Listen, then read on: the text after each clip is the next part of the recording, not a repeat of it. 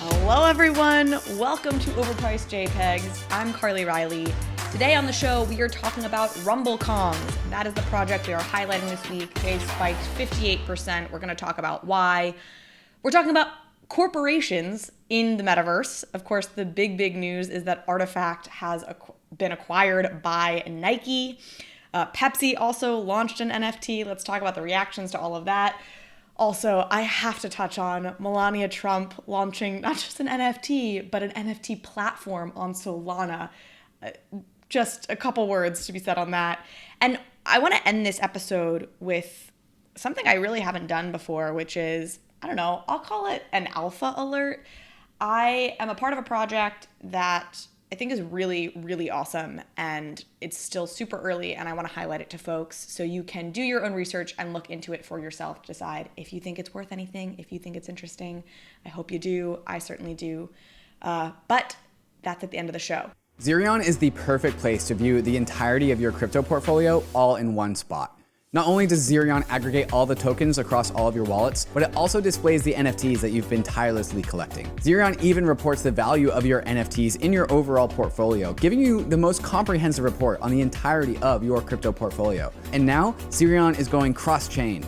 ZERION's comprehensive tracking and trading support also extends now to Arbitrum, Optimism, Polygon, and Binance Smart Chain to deliver a complete illustration of all of your assets across all of the chains that you use. ZERION isn't just a place to get an understanding of your portfolio, but it also hooks into DeFi activities like trading, borrowing, and lending, all in one convenient place. So you don't have to memorize all the various DeFi websites to do all of your DeFi activities. To get started, go to zerion.io/bankless and load up your wallet or wallets into the ZERION interface and supercharge your DeFi experience and enrich your NFT lifestyle. That's ZERION/bankless.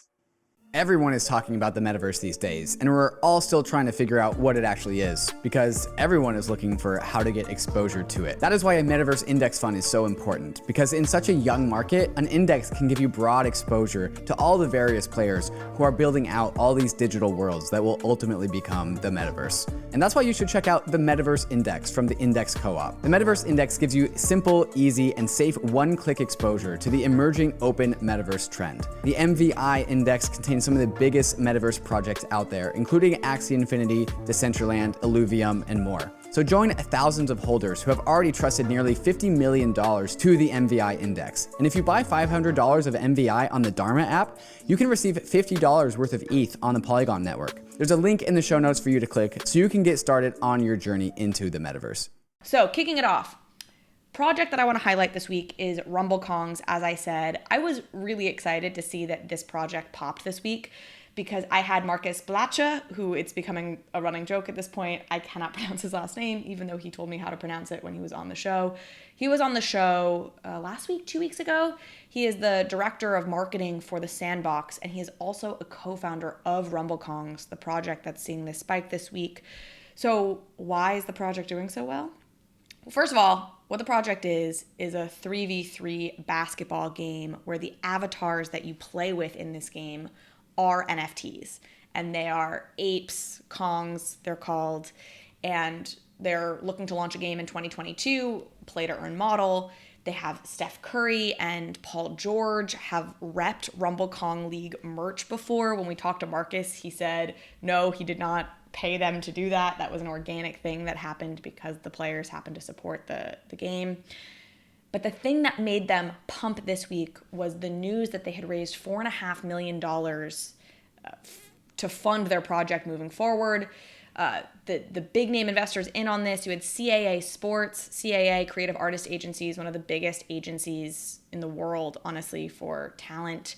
So CAA Sports is in, IDEO Collab is in, Animoca Brands is in. Animoca Brands you may know as parent company to the Sandbox. Animoca has invested in Axie Infinity. They've invested in Dapper Labs. They're major. And the thing that I thought was so interesting about this announcement, especially given some of the later news that we're going to talk about here today, was the team seemed to really emphasize that this was not an acquisition. And specifically in their announcement about this investment, the team wrote, quote, "This is not an acquisition. We are not selling our souls to corporations, and we will continue to develop the greatest project in the Web3 space and bring sports to Web3." So they really want to emphasize this is, again, an investment, and that presumably these investors are getting their money paid back at some point, but that the project is still controlled and owned, so to speak, by the founders and really by extension the community, because that's obviously such a big emphasis in this space. So if you're a RumbleKong holder, it sounds like nothing is going to change in your day-to-day. They really highlighted that this money was going to be used for three things. They said they're looking to expand the RumbleKong universe. They said their ambitions have gotten bigger and bigger as this project has gone on. So they're thinking beyond just a game. They're thinking streetwear and all sorts of other kinds of merch and things they can do to make this intellectual property that's beyond just a game. Something that's interesting about that to me is it's sort of an inverse of what you maybe usually hear when these projects have roadmaps. So many projects launch and they're like, and then we're going to do merch. And then like somewhere down the line in the far distant future, we're going to make a game. This is the inverse of that. They came out saying they were a game first and then have sort of backed into streetwear. So money's being used to help expand the universe. They have said, don't worry, the game is our first priority. We want to make sure we see that through properly. They say they're going to launch next year with a game. They are looking to use the money to expand the team, presumably to make this rest of the expansion of the universe possible. And really they said, hey, we're using this money because it helps open doors for us and gets us in front of industry titans. They seemed to allude to the fact that that they could have raised money from a lot of different people and that the investors they chose to bring on, they chose intentionally because they were folks who had the right connections for them, could open the right doors for them.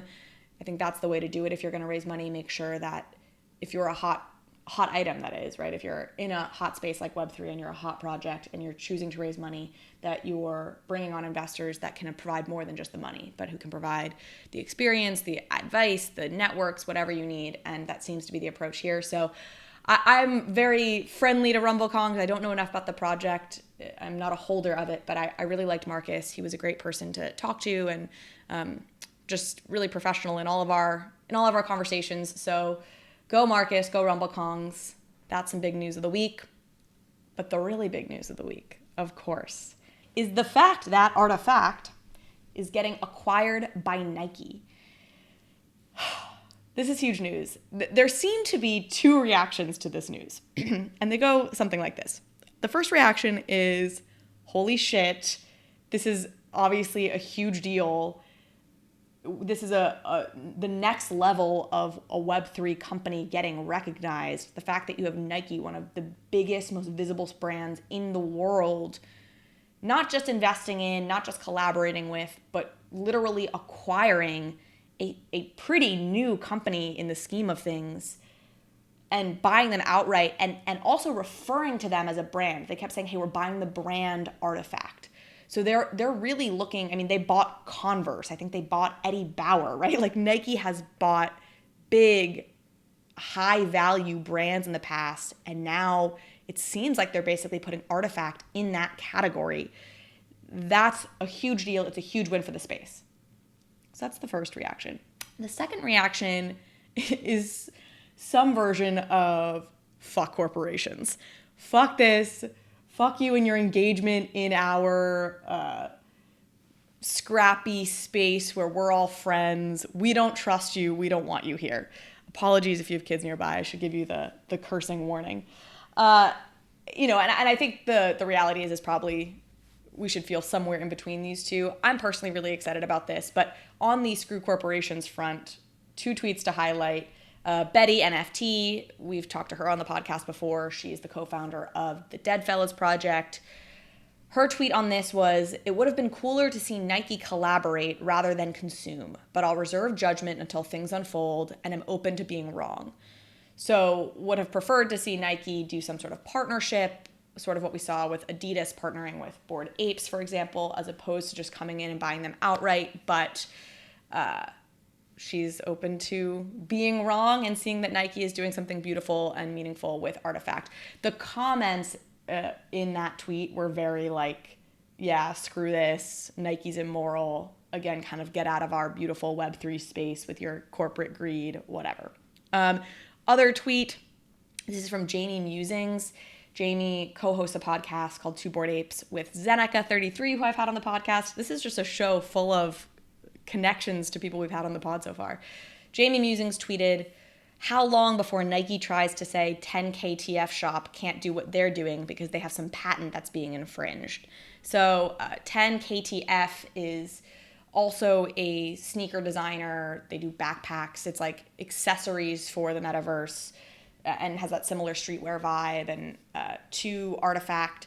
So again, expressing some hesitation around how good it is that a big brand like Nike, super multinational corporation, is now entering the space and buying up what was sort of a, I don't know, indie player. I say that not in the sense that they were a big presence in Web3, but obviously we're sort of like the cool outsiders here in Web3, or that's how we like to think of ourselves.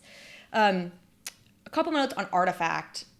I think it's not a surprise that they got pegged for an acquisition from the standpoint that they are major players in their space. And the team has been at the forefront of culture for a while now. Chris Lee, who is one of the co-founders, he worked with Anderson .Paak and Nas and Rick Ross and like rappers back in the day in various capacities. He then moved on and started designing skins for video games. He did skins for Counter-Strike. I actually was listening to an interview with him earlier this week where he had a good quote. He said, "If you want to understand NFTs, get into skins in Counter-Strike, or get skins in Counter-Strike." Basically, making the case that many of us have made, or not me because I'm not into gaming, but I've heard many people make, which is of course that skins and things like Fortnite and these other games are really the best way to get an introduction to digital ownership and why it matters. And just to finish Chris Lee's journey, he basically went from, he designed skins in Counter-Strike and I guess was doing very well at that. And then he decided to put one of those skins onto a sneaker, and it like went crazy on Instagram. People loved it. And so that is sort of a short explanation of the journey to Artifact and to creating essentially digital sneakers, which I know much of the outside world looks at that and is like, what the heck? Why is this worth anything? Some notable moments: they did a drop with Fuocious, the NFT artist, very popular NFT artist. Earlier this year, they did a collab with Fuocious where design and art was put onto the sneaker. That drop did about 3.1 million in sales, which is crazy. And of course, important to note that along with the digital sneakers, if you own the digital sneakers, there are opportunities to actually get physical IRL sneakers as well. So this is not a digital only play. Really, it's big news. It's a big deal for the space. It's a big win. It puts headlines about the metaverse and about digital goods into headlines around the world, sort of like the $69 million Beeple sale did. So you're going to have plenty of people from the mainstream confused about it, but it's just another drop in the bucket of this becoming the mainstream, honestly. Okay, the second corporate entrance into NFTs this week that I want to highlight, or into the metaverse this week that I want to highlight, is Pepsi. Pepsi launched their NFT. It's called the Mic Drop Genesis Pepsi launch, something like that. It's the Mic Drop launch. It's actually in partnership with VaynerNFT, which is Gary Vaynerchuk's NFT business. And I happened to talk to Avery Akinane, the president of VaynerNFT, this morning. We did an interview together. That interview will be airing next week.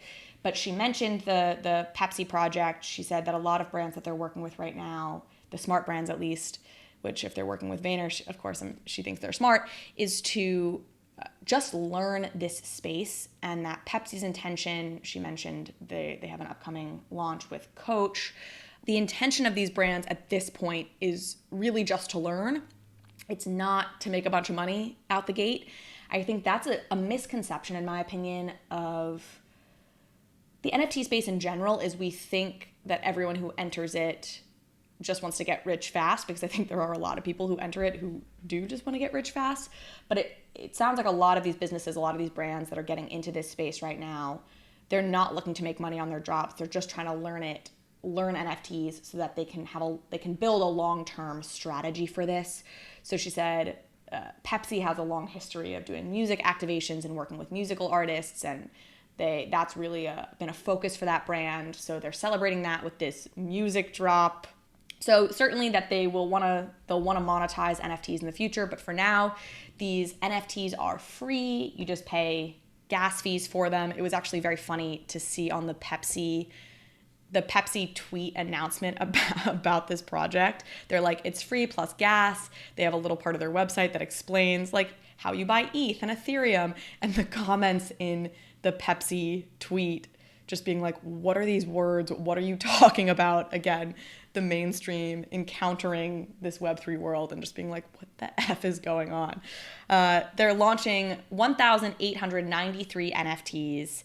They said that's because 1893 is the year that Pepsi was born. And the process for this drop was they launched a whitelist that folks had to sign up for. I think it was December 10th. And then the project itself dropped December 14th. So 1,900 or so NFTs. We'll see what happens with those NFTs over time. Again, this is Pepsi, according to Avery Akinane, this is Pepsi's attempt to start to understand this space much better so that in the future they can have a more robust NFT program that they build out. I will say, last thing that was funny about the Twitter thread when Pepsi announced this, and this ties into this, negative feeling that many of us have about corporations entering this space. Meta, as in Facebook, right? The Meta Twitter account replied to Pepsi and said, this is going to look great in the metaverse. Like, I don't know, I guess the Pepsi NFTs. It does just have that like ultra cringe factor of like when your parents first got on Facebook and they were commenting on your pictures or like commenting to each other, or the first time you saw your parents like interact on Facebook and you're just like, oh God, like boomers. It did feel a little bit that way to have Meta, have Facebook basically like being like, this is going to look so great in the metaverse, Pepsi. And it's like these giant corporations who are entering the space. There's a little bit of the cringe factor. It was also funny. But hey, it's a sign that we are making it, so I will take it.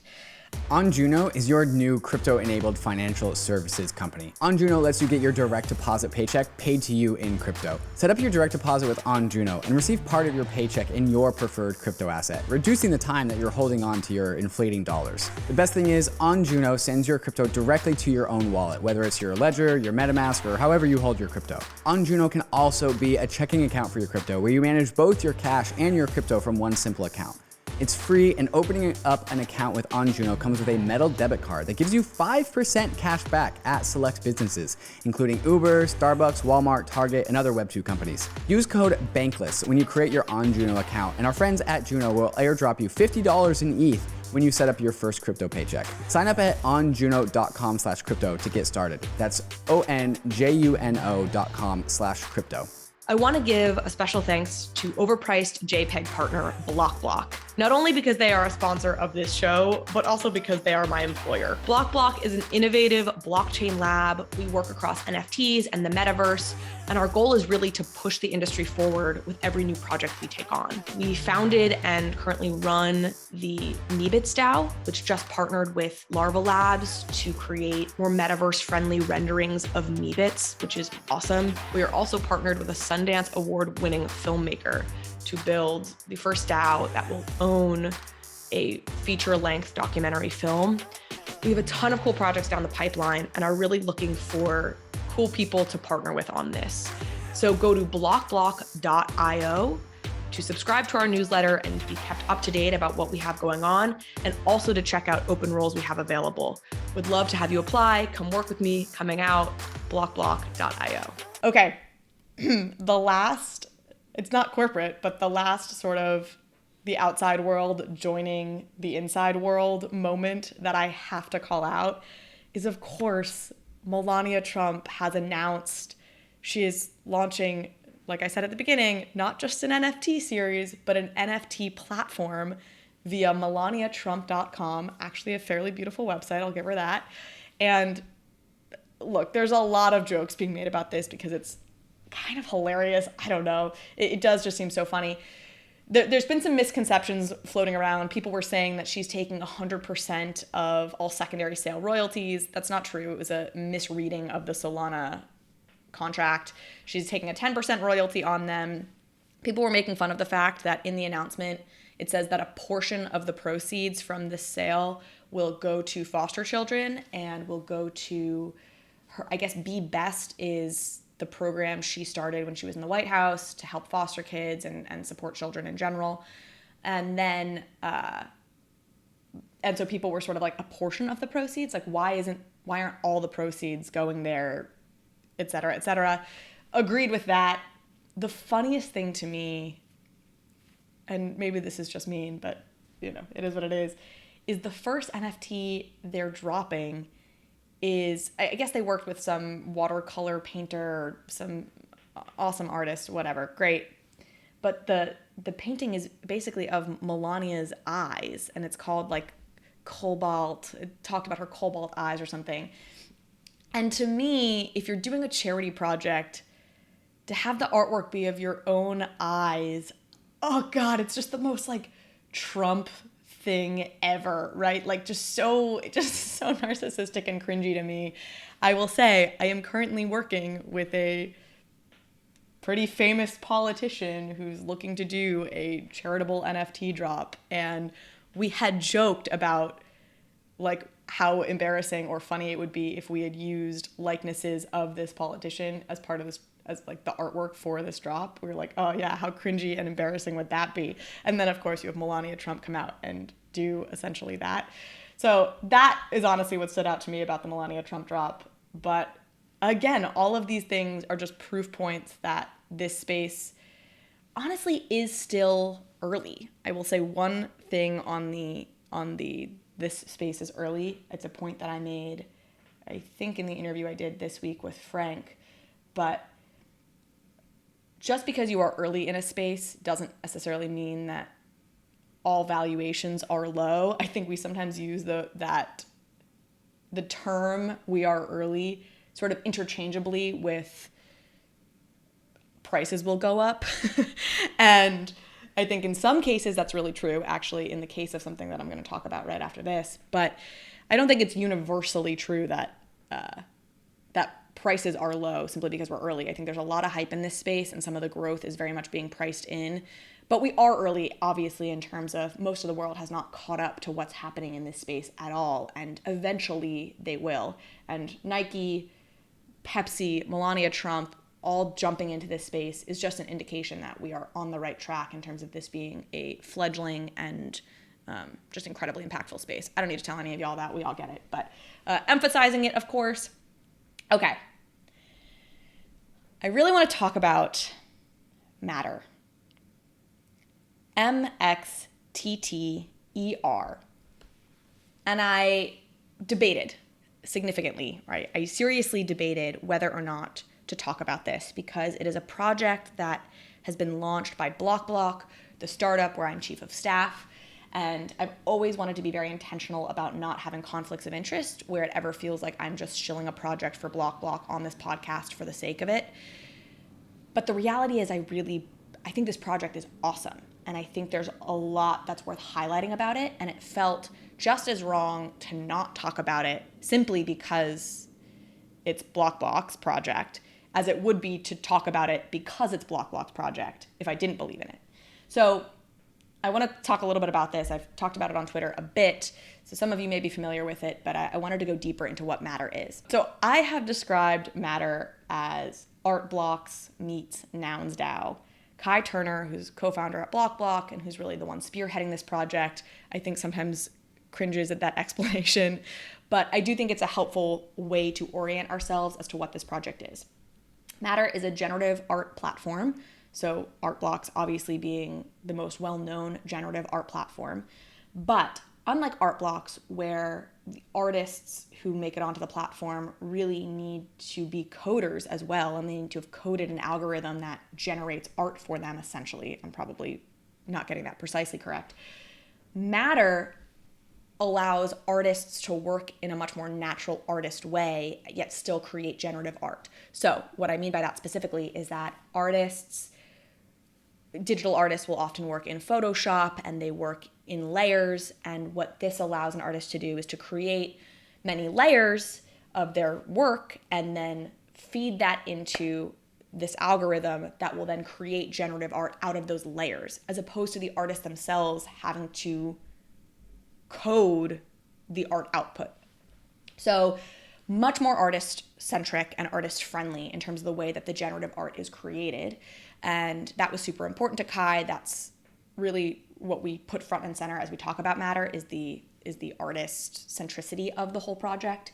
I want to talk about generative art because I think that's the piece that makes me so excited about this project, honestly. But before I get to generative art, I'll just explain a little bit this second piece, which is the Nouns DAO comparison. So many of you are probably familiar with Nouns DAO, but the premise of Nouns DAO is that generative art, there's a new piece of art that is released every day. There's one per day, and there will be one per day from now until the rest of time.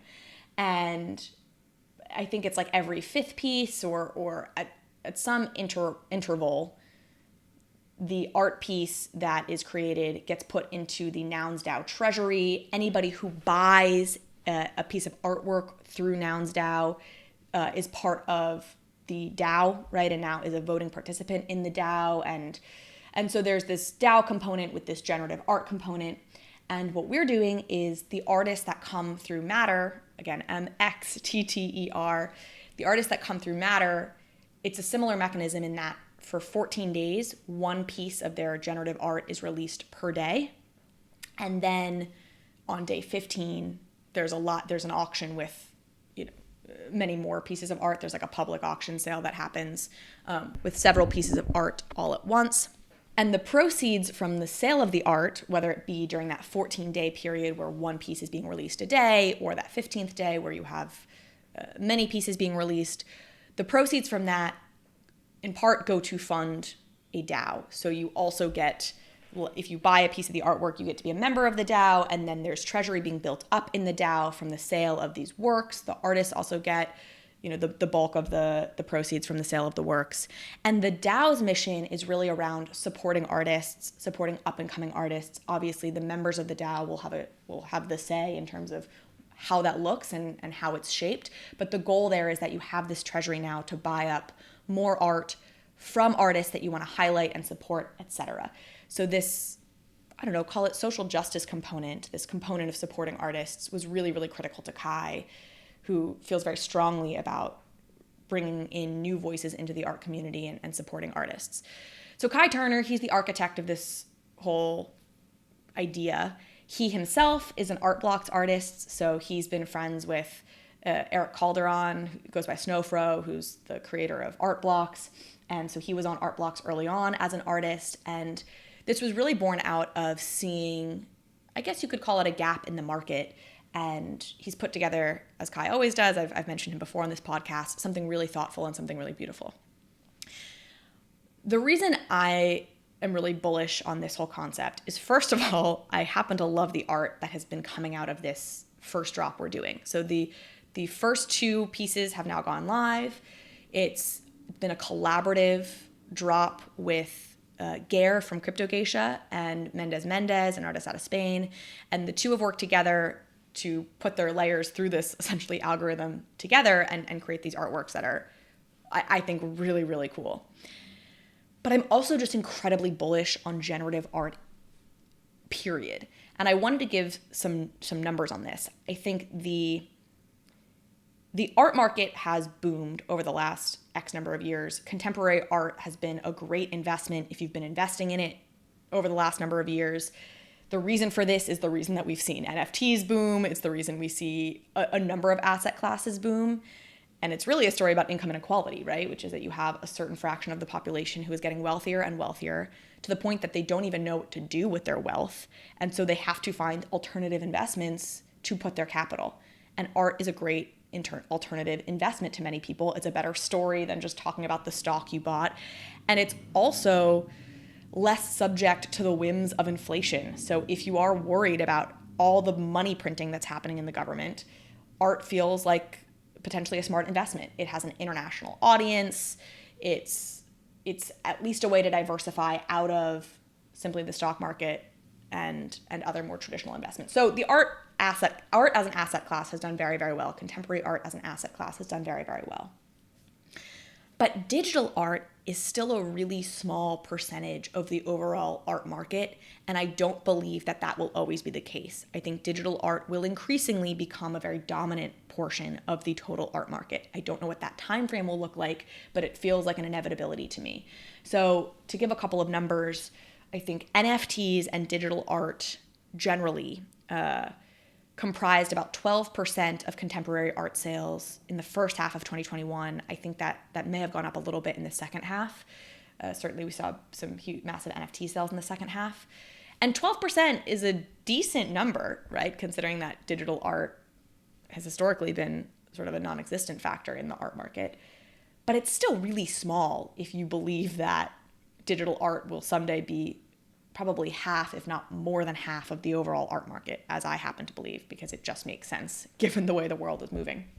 The other thing is NFTs made up about 5% of contemporary art sales at major auction houses this year, which again, if you're an NFT skeptic like much of the world, that sounds maybe too high. I think that number will go much, much higher, as again, digital art, which really requires the blockchain and requires the proof of ownership that NFTs bring, just become a part of our everyday lives, and the metaverse becomes a bigger part of our lives. So investing in digital art, to me, makes a lot of sense. Now, we've obviously seen some PFP projects manage to make it into these auction houses, your Bored Apes, etc. But I think that you'll ultimately land in a place where a lot of the art that's really that asset class art that's making it into auction houses, etc., that like art investors are interested in, is by, I hate to say it like this because this sounds dismissive, but by real artists. And I think generative art is this burgeoning sort of field, though it's been around for a while, within the digital art, within the NFT art space. So I think there's a lot of room for generative art to grow in terms of the overall percentage of the art market. And I think, I talked earlier about, are we early? And I think, are we early is really a question of, when you look at prices, it's how much more room for growth is there in a particular space, right? I don't know how much room for growth there is within the PFP market. Maybe some, and we'll see how it all plays out. But in the art market, I think definitively so. So Matter is exciting to me because I think it's a brilliant new take on a generative art platform, allowing it to function in a way that's very convenient for artists and very natural for artists. I think the art it's generating is sick, and it has a really awesome community component in the form of this DAO, in the form of paying it forward to future artists and other artists. And it just feels like it has all the ingredients it needs to be a really amazing platform and product, and I'm so grateful to get to be a part of the team doing it. I will say, I've had very little influence over this project. I've done a couple things on it with the team, but I've mostly been focused on other things. So I have no personal investment really in it other than wanting to see Block do well. And I really think it's worth checking out. It's matter.art, Mxtter.art. You can go check out the first couple of pieces that have gone up for auction. The public sale, it's all public, you can bid on it now, but the bigger sale will be going live on December 29th, where there's more art up all at once.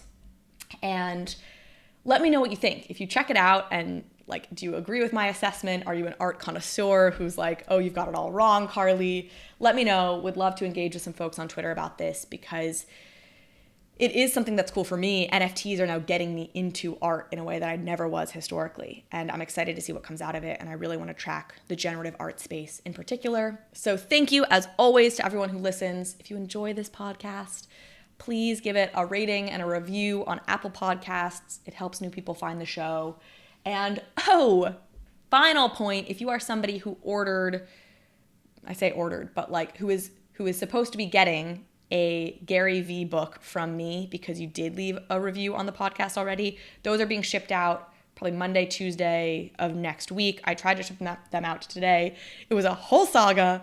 I was not able to get them shipped out today, but they will be shipped out early next week. And I've taken the time to write kind of a long note in each of them, usually inspired by a quote that I liked or a funny tweet, or I don't know, I was getting inspiration from all sorts of places, but that's the story on the note. Okay, thank you all so much for listening, and I will see you next time. Hey, we hope you enjoyed the video. If you did, head over to Bankless HQ right now to develop your crypto investing skills and learn how to free yourself from banks and gain your financial independence. We recommend joining our daily newsletter, podcast, and community as a Bankless premium subscriber to get the most out of your Bankless experience. You'll get access to our market analysis, our alpha leaks, and exclusive content, and even the Bankless token for airdrops, raffles, and unlocks. If you're interested in crypto, the Bankless community is where you want to be. Click the link in the description to become a Bankless premium subscriber today. Also, don't forget to subscribe to the channel for in-depth interviews with industry leaders, Ask Me Anythings, and weekly roll-ups where we summarize the week in crypto and other fantastic content. Thanks everyone for watching and being on the journey as we build out the Bankless Nation.